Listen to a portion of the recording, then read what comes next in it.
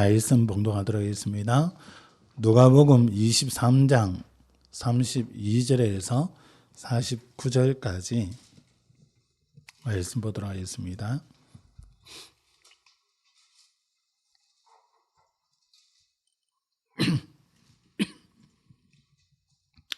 누가복음 23장 32절부터 49절까지 함께 봉독하겠습니다.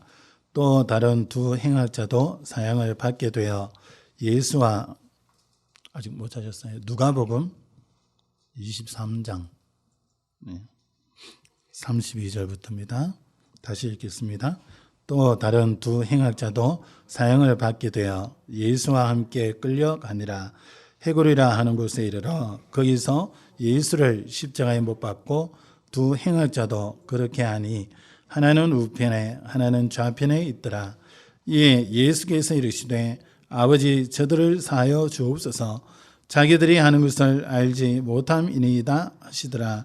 그들이 그의 옷을 나눠 제비 뽑을새 백성은 서서 구경하는데 관리들은 비웃어 이르되 저가 남을 구원하였으니 만일 하나님이 택하신 자 그리스도이면 자신도 구원할 자이여다 하고 군인들도 희롱하면서 나와 신포도주를 주며 이르되 네가 만일 유대인의 왕이면 네가 너를 구원하라 하더라. 그의 위에 있는 이는 유대인의 왕이라 쓴 표가 있더라. 달린 행악자 중 하나는 비방하여 이르되 네가 그리스도가 아니냐 너가 우리를 구원하라 하되 하나는 그 사람을 꾸짖어 이르되 네가 동일한 정죄를 받고서도 하나님을 두려워하지 아니하느냐.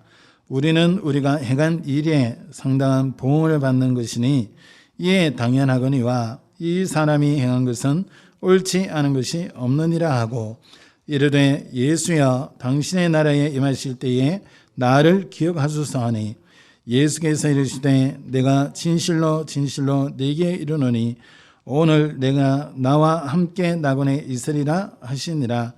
때가 제60쯤 되어 해가 빛을 입고 온 땅에 어둠이 임하여 제90까지 계속하며 성소의 휘장이 한가운데가 찢어지더라. 예수께서 큰 소리로 불러 이르시되 아버지 내 영혼을 아버지 손에 부탁하나이다 하고 이 말씀하신 후 숨지시니라. 백부장이 그 된 일을 보고 하나님께 영광을 돌려 이르되 이 사람은 정령 의인이었도다 하고 이를 구경하러 모인 무리도 그 된 일을 보고 다 가슴을 치며 돌아가고 예수를 아는 자들과 갈릴리로부터 따라온 여자들도 다 멀리 서서 이 일을 보느라. 아멘. 다 같이 고백합니다. 주는 그리스도시요 살아계신 하나님의 아들이십니다. 한 번 더 고백합시다. 주는 그리스도시요 살아계신 하나님의 아들이십니다. 한번 기도하겠습니다. 하나님, 이 시간 하나님께서 말씀하시고 우리가 하나님의 음성을 듣게 하시고 말씀으로 우리의 연약함이 치유되어지고 불신앙이 치유되어지고 하나님 주시는 영적인 힘을 얻는 귀한 시간 되게 하옵소서. 감사드리며 예수 그리스도의 이름으로 기도합니다. 아멘. 오늘은 고난당하신 그리스도라는 제목으로 말씀을 나누기로 합니다. 오늘 본문은 우리 이 역사를 보더라도 가장 중요하고 가장 큰 사건이 바로 이 십자가 사건입니다. 읽지는 않았지만 26절에 보면 예수님이 십자가를 지고 가는데 구레네 시몬이라는 사람이 이 예수님의 십자가를 대신 지고 갑니다. 그리고는 예수님을 십자가에 못 박게 되죠. 그러면서 양쪽에다가 오늘 성경에는 행악자 그러는데 다른 성경에는 보면 강도라고 표현하고 있습니다. 이 강도가 양쪽 한쪽씩 있어서 예수님 못 박힌 좌우에 못 박혀서 달려 있습니다. 그리고 군병들은 예수님의 옷을 제비 뽑아서 가지고 가고요. 그리고는 사람들이 비웃고 조롱합니다. 그리고 예수님 못 박힌 그 십자가 위에는 죄명이 붙어 있습니다. 나사렛 예수 유대인의 왕 이렇게 해서 빌라도가 붙이도록 했습니다. 유대인들이 저것을 떼라 그럽니다. 유대인의 왕이 아니니까 저것을 떼달라. 이 빌라도가 그렇지 않다. 저것은 그냥 저대로 둘 것이다. 이렇게 해서 예수님 못 박힌 그 위에 나사렛 예수 유대인의 왕 이렇게 죄명이 붙어 있습니다. 그리고 그 이후에 보면 이 한편 강도가 예수님을 막 욕을 합니다. 근데 조롱하는데 한편 강도가 그렇지 않다. 이 예수님은 우리는 죄가 있어서 죽지만 이 예수님은 그렇지 않다. 그리고 이 예수님에게 당신이 이 좋은 것을 할 때 나도 거기 있게 해달라. 나를 생각해달라. 그때 예수님이 운명에 하시기 전에 하셨던 사역이 바로 이 마지막 이 한강도를 살리는 구원하는 그 말씀하십니다. 네가 나중에 나와 함께 낙원에 있으리라. 이렇게 말씀하십니다. 그리고는 이제 운명하시면서 운명하시기 바로 전에 다 이루었다 하시고 운명하시게 되죠. 운명하는 그 시간에 어떤 일이 일어납니까?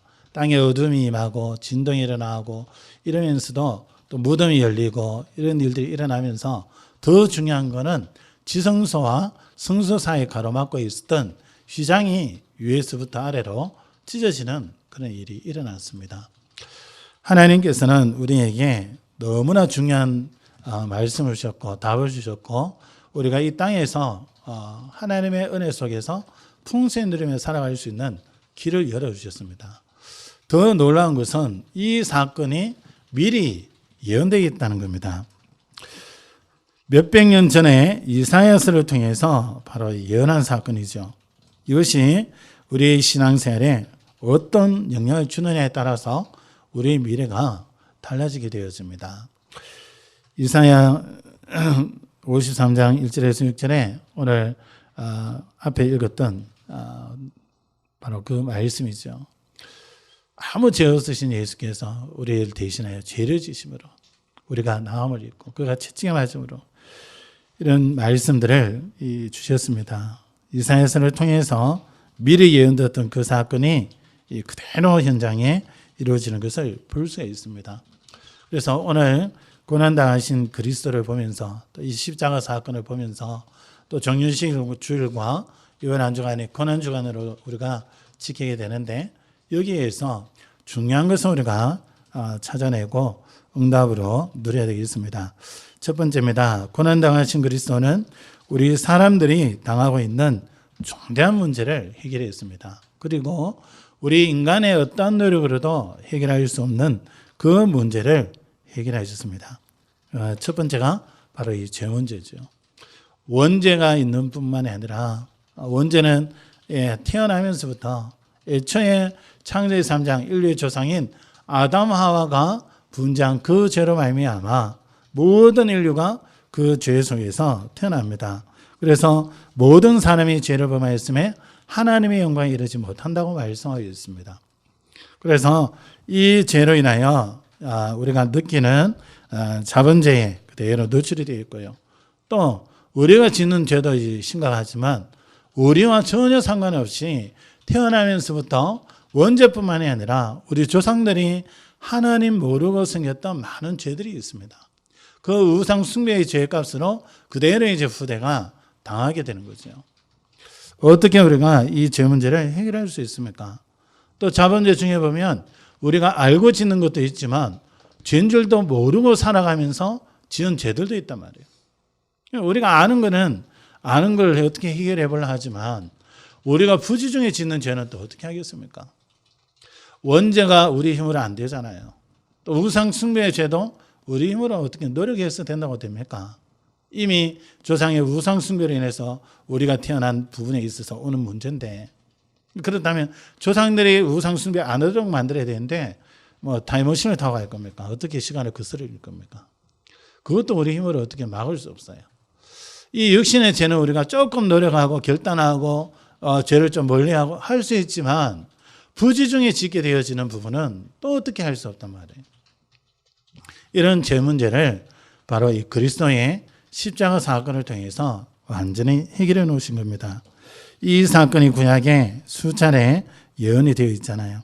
그래서 출애굽기에 보면 노예된 이스라엘 백성들, 우리가 지금 매주 이제 보는 게 출애굽기 말씀을 보고 있는데, 이 노예된 이스라엘 백성들이 그들이 아무리 찾게도 노예에서 못 빠져나옵니다.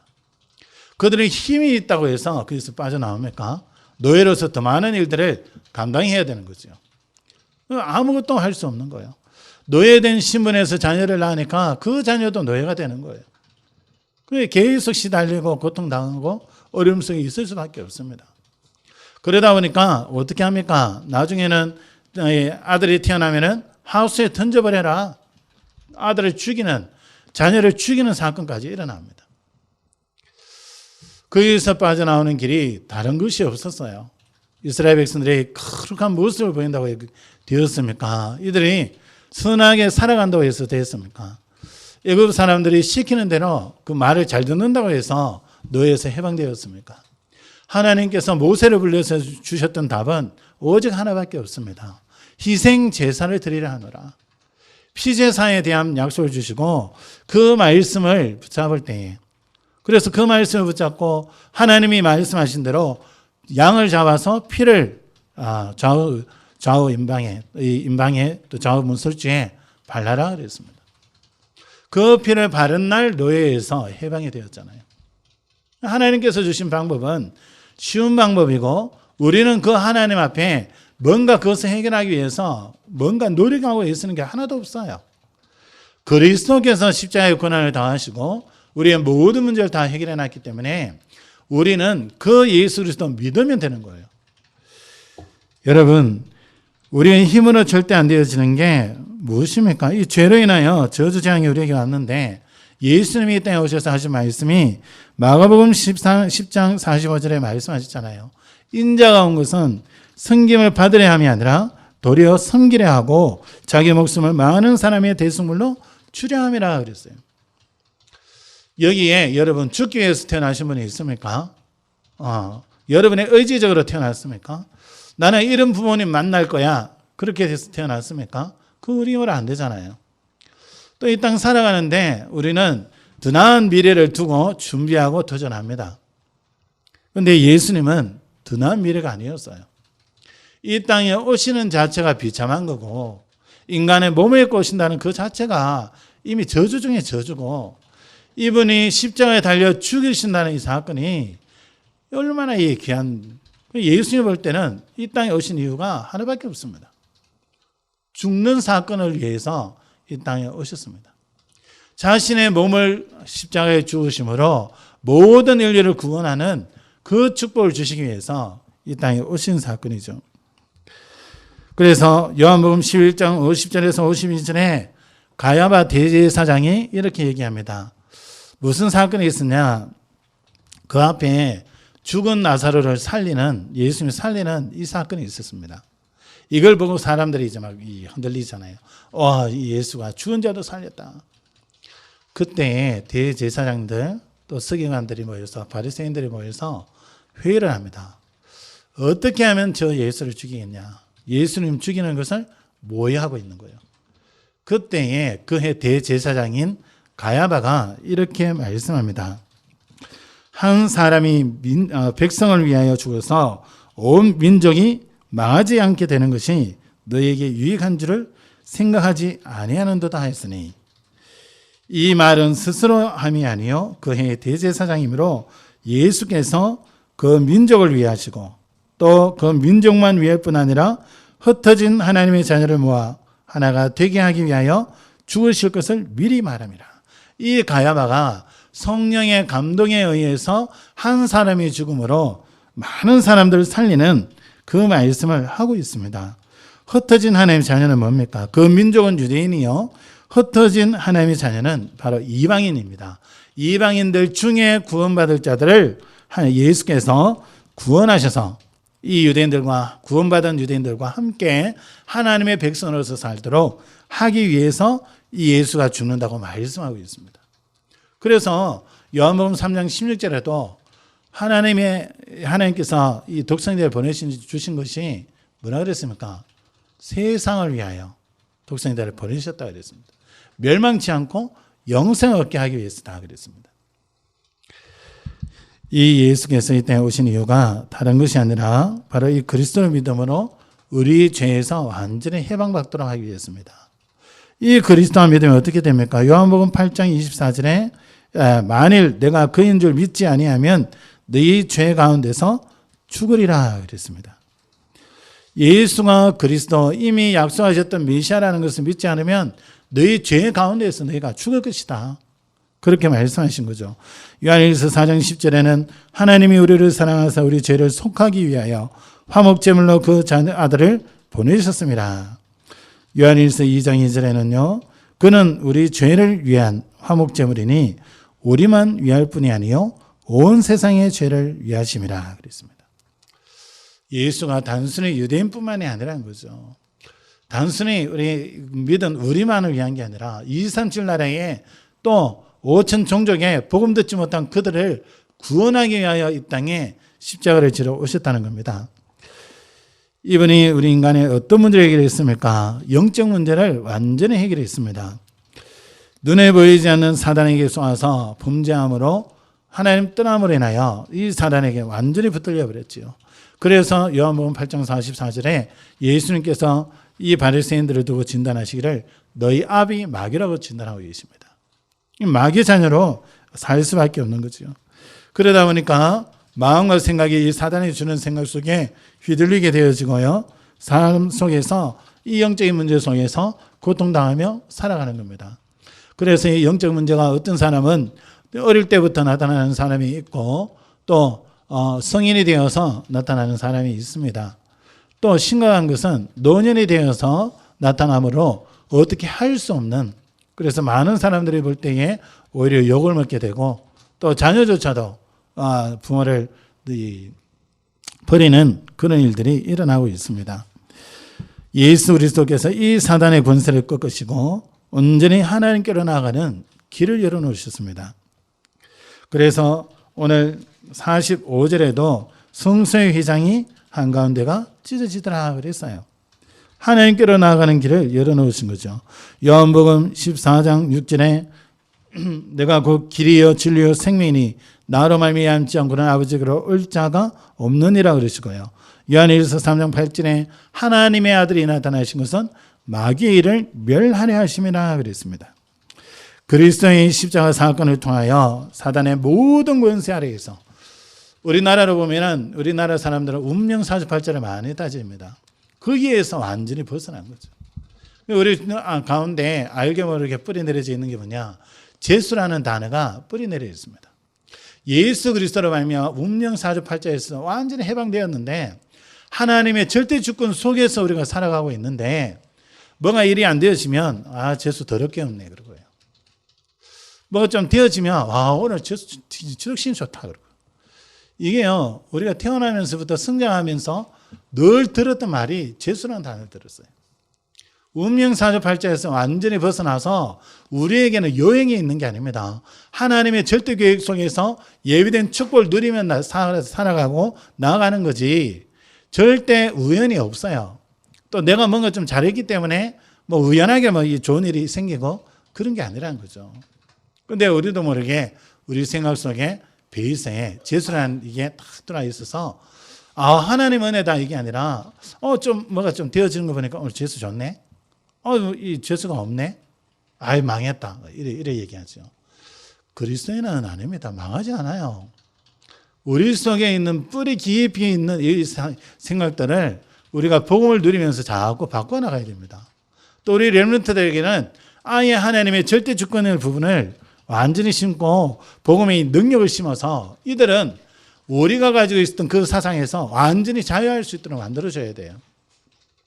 운명사주팔자에서 완전히 해방되었는데 사단의 모든 권세 아래서 해방되었는데 자꾸 알게 모르게 그쪽으로 돌아갑니다. 왜 돌아갑니까? 복음의 능력을 누리지 못해서. 이 복음의 가치가 얼마나 대단한지 그 가치를 발견을 못하니까 자꾸 육신적이고 세상적인 것을 더 가치 있게 두고 그게 자꾸 나가는 겁니다. 여러분 제가 과거에 예배 이럴 때는 뭔가에는 많이 모여야 된다고 생각했습니다. 그래서 앞서 목사님들이 앞에서 막 예배 시간에 화를 내기도 하고 예배하는 사람들 막 찾기도 하고 막 이런 줄 알았어요. 제가 인도받아 보니까 그게 아니에요. 이 예배라는 것 속에 진짜 그리스도 은혜 붙잡고 예배 드릴 때 하나님의 모든 은혜와 축복을 이 시간에 다 주시더라고요. 내 영적으로 연약함도 이 시간에 회복이 되어지고요. 예배하는 시간 하나님 바라보고 하나님 앞에 예배를 드리는데 내 인생 전체를 향한 그 모든 축복을 알려주세요. 이 예배가 반복되어지고 이 예배의 은혜를 누리다 보니까 내가 치유되기 시작하고요. 하나님이 나를 위하여 준비하신 놀라운 그것들이 보여지는 거예요. 그렇게 미래에 대해서 비관적이었던 내가 이 복음 속에서 예배에 회복되어지고 복음의 은혜 속에 있으니까 미래에 대한 소망이 생기고요. 하나님이 예배하신 놀라운 그 축복들이 보여지기 시작하는 거예요. 이 예배가 이만큼 중요한 거예요. 보면서 야, 이게 예배였구나. 아, 그 목사님들이 이 말씀을 먼저 봤구나. 그분들이 이것을 보고 성도들이 보기로 원했구나. 여러분, 우리가 자칫 잘못하면 사단에게 속아서 예배도요 아주 경홀히 여길 수 있습니다. 예배는 드려도 되고 안 드려도 되고 우리 직장은 꼭 가야 되고 이렇게 생각할 수 있습니다. 여러분, 아닙니다. 직장 결근할 수도 있고 이렇지만 예배는 여러분들이 어디 있든지 하나님 앞에 예배 승리하셔야 됩니다. 그 예배에 승리할 때 여러분 인생의 모든 문제가 풀려지고 하나님의 모든 축복과 미래를 향한 하나님의 중요한 응답들을 여러분 누리게 되어집니다. 이 사단은 어떻게든 이 예배를 놓쳐버리게 만듭니다. 그래서 이 예배의 부분을 여러분들이 회복하시고 또 언약으로 붙잡으시고 이미 영적 문제에서 해방된 사실들을 여러분이 기억하시고 영적 문제가 또 드러날 수 있습니다. 그때 낙심하지 말고 그리스도로 계속 깊이 들어가는 거예요. 복음의 말씀으로 계속 나를 무장시키는 거예요. 그러면서 하나님께서는 그리스도를 통하여 우리의 배경을 완전히 바꿔주셨습니다. 과거에는 이 그리스도 믿기 전에는 배경이 지역 배경입니다. 알게 모르게 사단이 내 뒤에서 내 생각과 내 마음을 조종한 거예요. 그러면서 아예 가는 것도 지옥이지만 이 땅 살아가는 삶이 지옥의 그 고통을 가지고 살아갑니다. 운명 속에서 절대 빠져나올 수 없는 그런 인생이었는데 그리스도의 십자가 사역을 통하여 이 배경을 바꿔주셨습니다. 어떻게 바꾸셨습니까? 완전한 하나님의 자녀의 축복 속에 우리를 세우셨던 거지요. 그래서 빌립보서 3장 20절에 바울이 뭐라고 합니까? 우리의 배경은 천국에 있다 그랬어요. 우리 천국 시민권을 가지고 있어요. 그래서 하늘의 배경을 가지고 이 땅 살아가면서 보좌의 축복을 누리며 살아갑니다. 이 그리스도가 하나님 만나는 길일 뿐만 아니라 성령께서 우리 안에 임하시는 유일한 길이시죠. 그래서 이 성령으로 인해서 우리가 날마다 그 성령으로 동행하고 인도받으며 승리하는 삶을 살아가는 겁니다. 그러면서 마태복음 28장 20절에 세상 끝날까지 항상 함께 있겠다고 주님이 약속하셨습니다. 그래서 우리의 어떤 모습과 수준과 살아가는 방법과 또 우리가 실패하기도 하고 낙심하기도 하고 전혀 문제 안 되는 거죠. 주님은 그 시간에도 함께 하시는 겁니다. 우리가 그리스도를 붙잡고 주님 바라본다면 그 시간 우리는 회복이 되어지고 그 시간 안에 우리에게 새 힘을 주시고 세상을 나가서 이길 수 있는 그 힘을 주십니다. 그러면서 우리 개인에게는 분명한 확신을 주십니다. 하나님의 자녀라는 구원받았다는 나 한 사람 때문에 내가 가는 이 현장이 살아난다는 분명한 확신을 주님이 주시게 됩니다. 그러면서 베드로전서 3장 18절에 이렇게 말씀합니다. 그리스도께서도 단번에 죄를 위하여 죽으사 의인으로서 불의한 자를 대신하셨으니 이는 우리를 하나님 앞으로 인도하려 하심이라 그랬어요. 그리스도의 십자가의 죽으심이 바로 우리를 하나님 앞으로 인도하는 유일한 길입니다. 그래서 이 그리스도를 통하여 모든 문제가 해결된 거죠. 히브리서 9장 15절에 그리스도께서 창세기 3장의 모든 죄를 해결하시고 죽으심으로 우리를 구원받은 우리를 천국 갈 수 있도록 영원한 기업이 되게 하셨어요. 너무나 축복 속에 있는데 이 영적인 어마어마한 축복을 실제로 보지도 못하고 깨닫지도 못하고 누리지를 못하니까 아무것도 아닌 세상의 것과 하나님의 형상을 바꿔버리는 거예요. 하나님께서 우리에게 너무나 큰 축복을 주시는 것을 여러분들이 기억하셔야 됩니다. 그렇다면 십자가에 달리신 그리스도를 보는 사람들의 반응이 어땠습니까? 두 번째로 우리가 이걸 보기를 원합니다. 35절에 보면 이 관리들이 이렇게 말합니다. 백성은 서서 구경하는데 관리들은 비웃어 이르되 저가 남을 구원하였으니 만일 하나님이 택하신 자 그리스도이면 자신도 구원할지어다 그랬어요. 조롱하는 거죠. 마가복음 15장 31절 32절에 똑같은 말씀이 나오고 있습니다. 거기에는 대제사장, 서기관, 장로들이라고 기록하고 있습니다. 그가 남을 구원하였으되 자기는 구원할 수 없도다. 이스라엘 왕 그리스도가 지금 십자가에서 내려와 우리가 보고 믿게 할지어다. 한번 보세요. 하나님 섬긴다는 사람들이요, 하나님의 말씀을 알고 있다는 사람들이 뭐라고 얘기하고 있습니까? 실제로 말씀을 안 믿은 거죠. 창세기 3장 15절에 여자의 후손이 뱀의 머리를 상하게 할 것이다. 안 믿은 거죠. 그 일을 이루신 예수를 보면서 이 예수를 오히려 조롱하고 있습니다. 이 그리스도를 믿는다 하지만 실제로 오늘날도 보면 많은 성도님들이, 중지자들이 실제로 믿지 못하는 것을 많이 볼 수 있습니다. 오늘 성경에 보면 또 어떤 사람들이 나옵니까? 36절 37절에 보면 군인들이 나옵니다. 36절에요. 군인들도 희롱하면서 나와 신포도주를 주며 이르되 네가 만일 유대인의 왕이면 네가 너를 구원하라. 이 군인들도 믿지 않으니까 예수님을 조롱하는 거죠. 백부장을 한번 보기 바랍니다. 47절에 보면 이 백부장은 달라요. 47절에요. 백부장이 그 된 일을 보고 하나님께 영광을 돌려 이르되 이 사람은 정령 의인이었도다 하고 그랬습니다. 마태복음 27장 54절, 마가복음 15장 39절에는 이렇게 말씀합니다. 이 사람은 진실로 하나님의 아들이었도다. 이렇게 말합니다. 오늘 말씀에는 이 사람은 정령 의인이었도다 하고 이를 구경하러 하나님께 영광을 돌려 이르되 이 사람은 정령 의인이었도다 하고 그랬어요. 이 백부장은 일어난 일들을 보면서 이분이 진짜 하나님의 아들이 맞구나 얘기한 거죠. 고백한 거죠. 그러나 많은 사람들은 오히려 일어나는 증거를 보면서 두려워하기도 하고 십자가에 못 박힌 예수를 보면서 조롱하기도 하고 합니다. 우리는 이 예수 그리스도를 믿는다 하지만 사실 어떻게 그리스도를 알고 있습니까?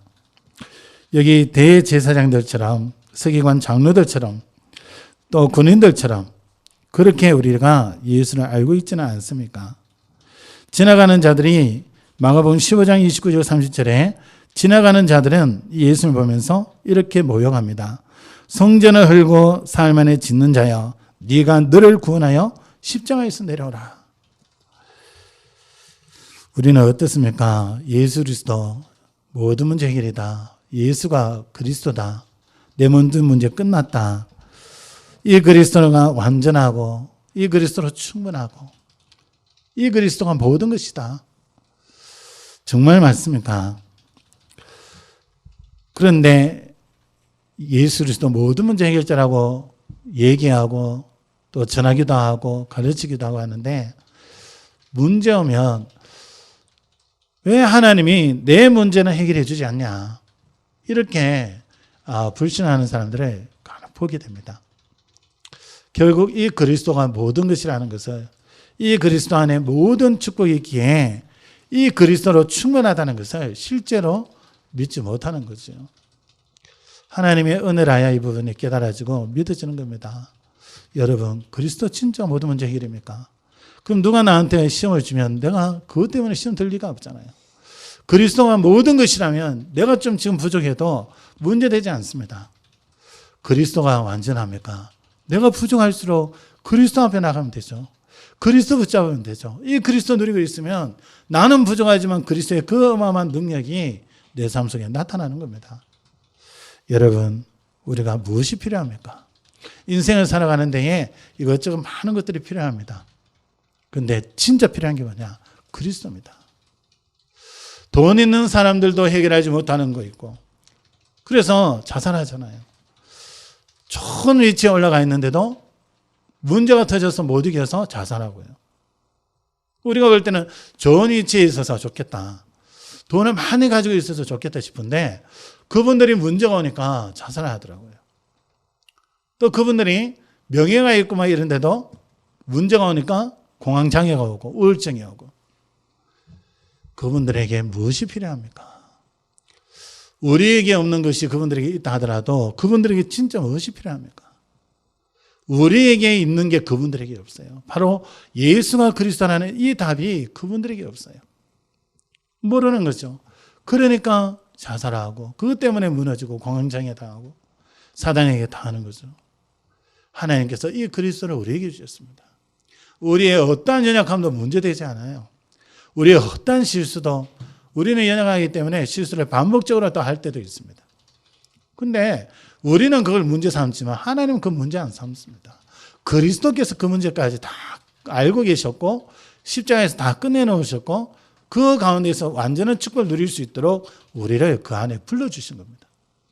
그래서 우리가 이 그리스도의 완전한 그 축복을 발견하고 그 사실을 누리는 것이 신앙생활입니다.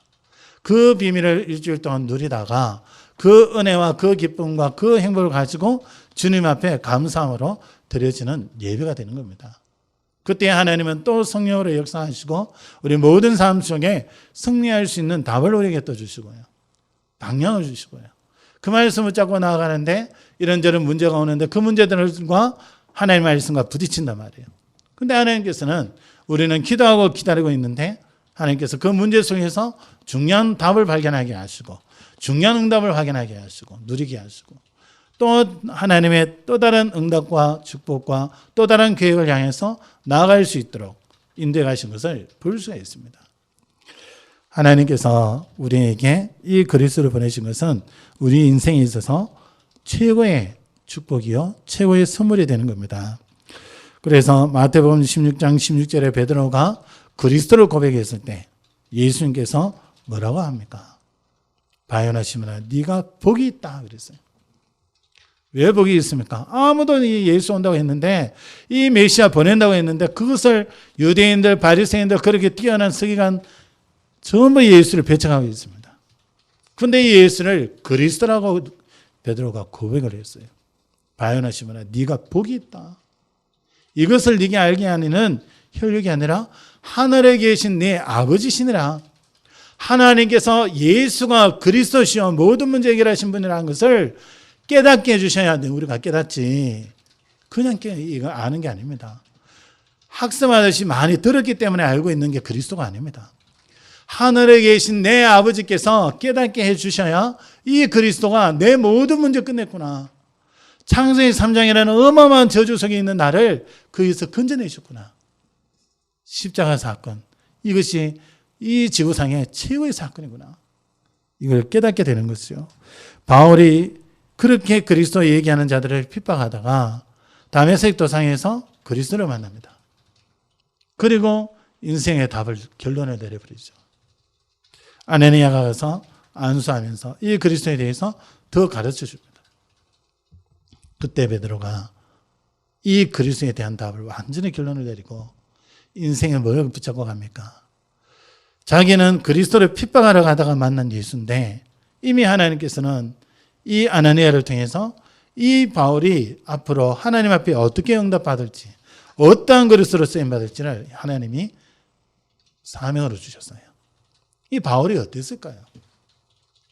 자신이 아무 가치 없는 그런 존재였는데 이 그리스도께서 구원하신 것도 감사한데 이방인들과 임금들과 유대인들 앞에 그리스도의 증인으로 하나님께서 택한 그릇으로 이 바울이 그것을 깨달았을 때에 이 바울의 감정이 어땠을까요? 절대적으로 헌신할 수밖에 없는 그 일이 일어나는 겁니다. 그래 바울이 그때부터 했는 게 뭡니까? 열심히 전도한 게 아니라 그때부터 본격적으로 했는 게 3년 동안 그리스도 누리는 작업이에요. 그리스도의 복음의 비밀을 깊이 누리는 그 은혜 속으로 그리스도께 집중하는 그 시간들을 가졌던 겁니다. 그래 되어지니까 나중에는 이제 파송이 되어지고 현장에 설 때마다 성경을 풀어서 예수가 그리스도심을 강론했다 그랬어요. 여러분, 우리에게 무엇이 필요합니까? 사람들의 십자가에 달린 예수를 보는 사람들의 반응을 한번 보세요. 이 예수 그리스도를 잘 깨닫지 못하고 조롱합니다. 교회를 다니면서도 예수 믿는다 하면서도 세상 것에 가치를 두고 하나님의 모든 축복을 다 우선순위를 바꿔버립니다. 여러분, 정작 이 복음을 깨달았던 사람들은 소수였습니다. 그런데 하나님은 그 소수를 들어서 세계를 복음하는 역사를 일으킵니다. 세 번째입니다. 우리는 우리를 위해서 십자가에 죽으신 이 그리스도, 부활하신 이 그리스도를 위하여 이제는 우리가 삶을 살아야 되겠습니다. 고린도 후서 5장을 한번 펴보시기 바랍니다. 고린도 후서 5장.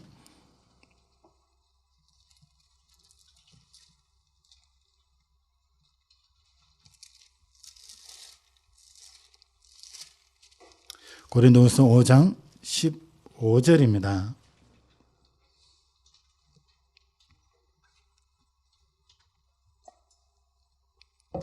14절 15절 같이 읽겠습니다. 14절 15절 같이 읽습니다. 그리스도의 사랑이 우리를 강권하시는도다. 우리가 생각하건대 한 사람이 모든 사람을 대신하여 죽었은즉 모든 사람이 죽은 것이라. 그가 모든 사람을 대신하여 죽으심은 살아있는 자들로 하여금 다시는 그들 자신을 위하여 살지 않고 오직 그들을 대신하여 죽었다가 다시 살아나신 이를 위하여 살게 하려 함이라. 아멘. 뭐라고 말씀합니까? 그리스도로 인하여 구원받은 우리가 이제는 우리 자신을 위해 사는 것이 아니라 그리스도를 위해서 살게 하기 위해서 죽으셨다. 이렇게 말씀하고 있습니다. 여러분, 로마서 14장 8절 9절 말씀을 보면요. 우리가 살아도 주를 위하여 살고 죽어도 주를 위하여 죽나니 그랬습니다. 무슨 말입니까? 우리가 이 주를 위해 산다는 말이 뭐냐? 우리 인생의 주인이 그전에는 내가 주인이었습니다. 그래서 내가 주인 돼서 살다 보니까 나를 위한 사람들이 너무 많았어요. 사람들이 욕할 때에 나를 욕하면 막 기분 나쁘고 나를 칭찬하면 좋고 그리스도께 뭐 영광 돌리고 이건 별 관심이 없고 나를 칭찬하면 기분이 더 좋고 이랬단 말이에요. 그런데 그리스도가 주인이 되어지니까 나를 욕한다 조금 기분 나빠요. 그런데 그리스도 욕한다 완전 성질이 나요.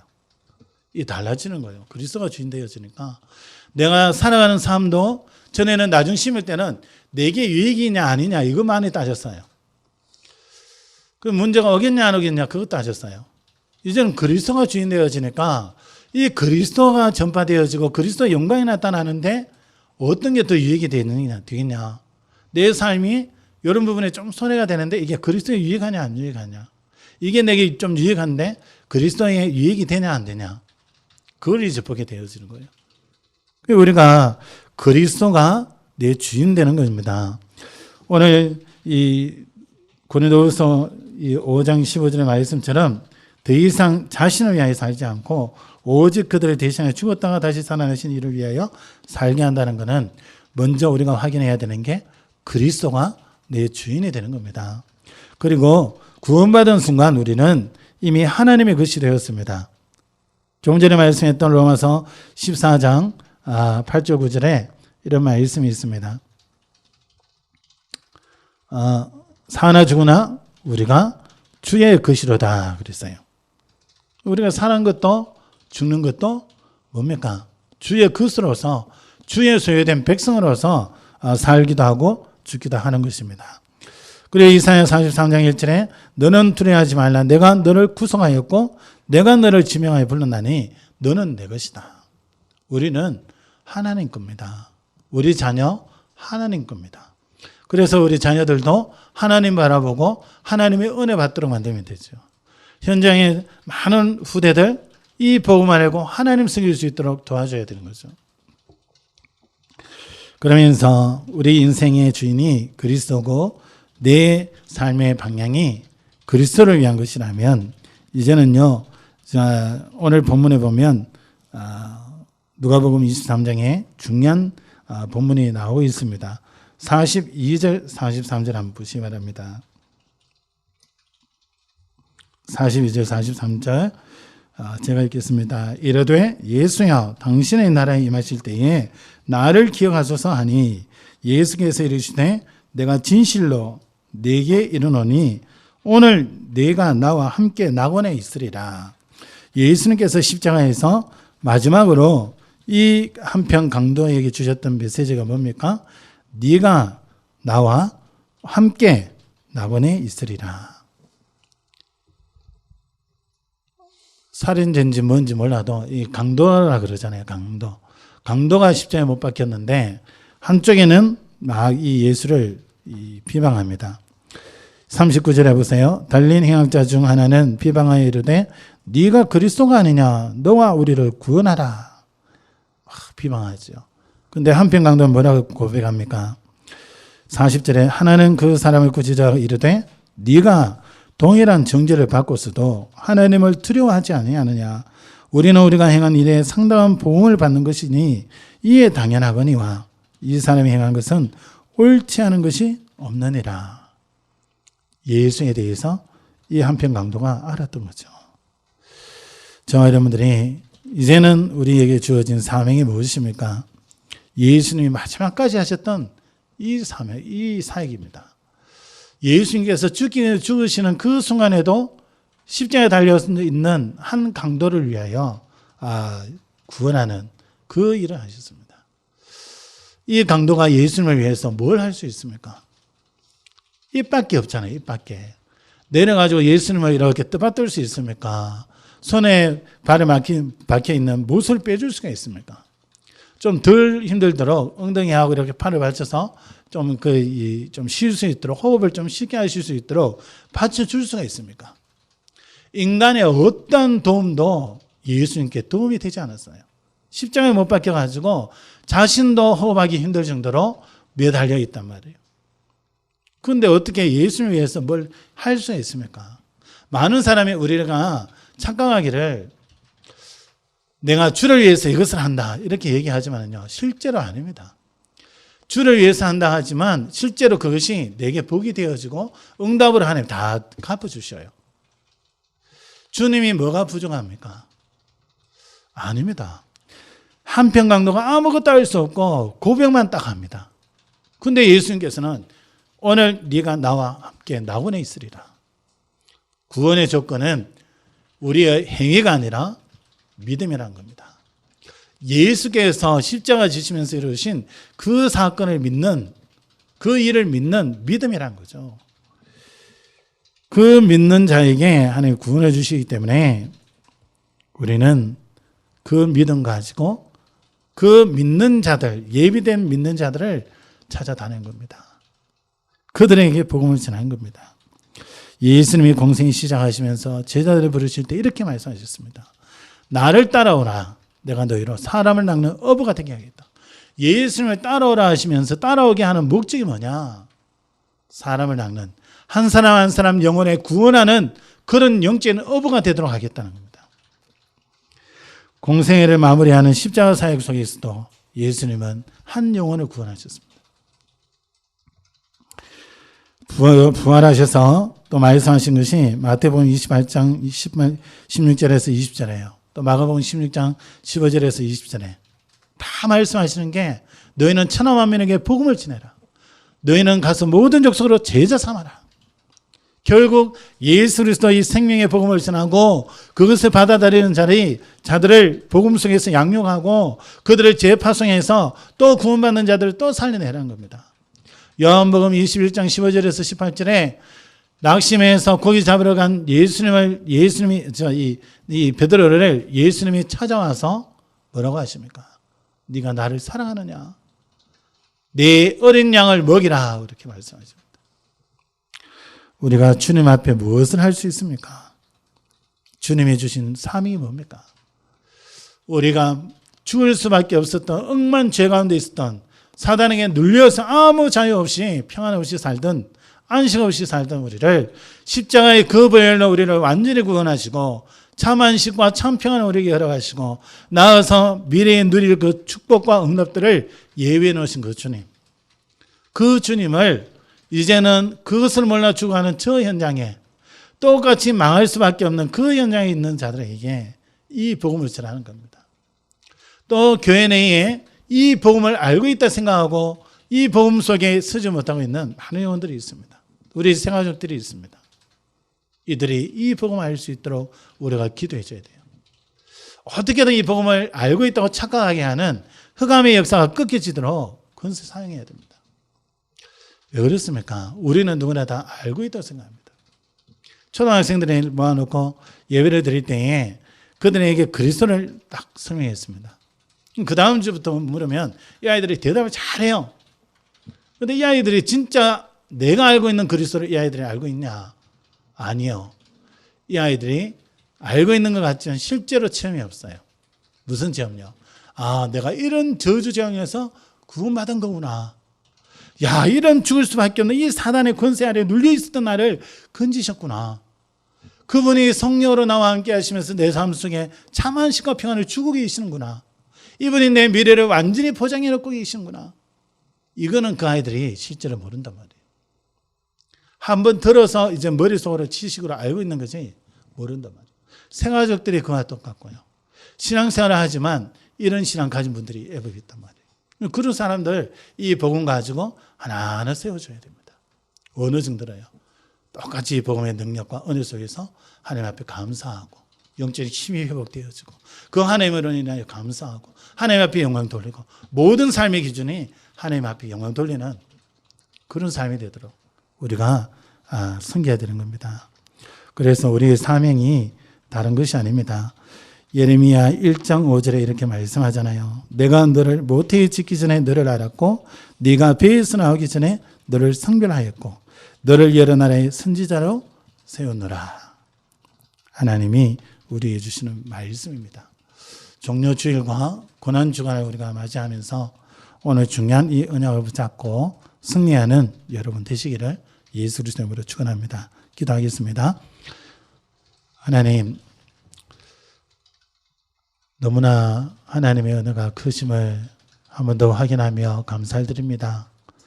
주님이 모든 영광 받으시고 우리 모든 주의 백성들 이 그리스도를 보내신 주님의 그 크신 사랑을 알게 해주셔서 이 그리스도의 놀라운 그 비밀들을 누림으로 가는 걸음마다 하늘 군대 동원되어지고 흑암이 무너지고 생명이 살아나는 귀한 축복 누리는 증인들로 설 수 있도록 주의 성령으로 역사하여 주시옵소서. 어떤 연약감 속에 있다 할지라도 어떤 불신앙 속에 있다 할지라도 이 시간 하나님께서 긍휼을 베풀어 주셔서 새 은혜와 새 능력으로 충만케 하여 주시고 믿음을 회복시켜 주셔서 가는 걸음마다 있는 현장마다 하나님의 놀라운 증거들을 누리며 그 현장을 살리는 증인들로 제자들로 설 수 있도록 하나님이 축복하여 주시옵소서. 살아계신 주 예수 그리스도 이름으로 감사하며 기도합니다. 아멘.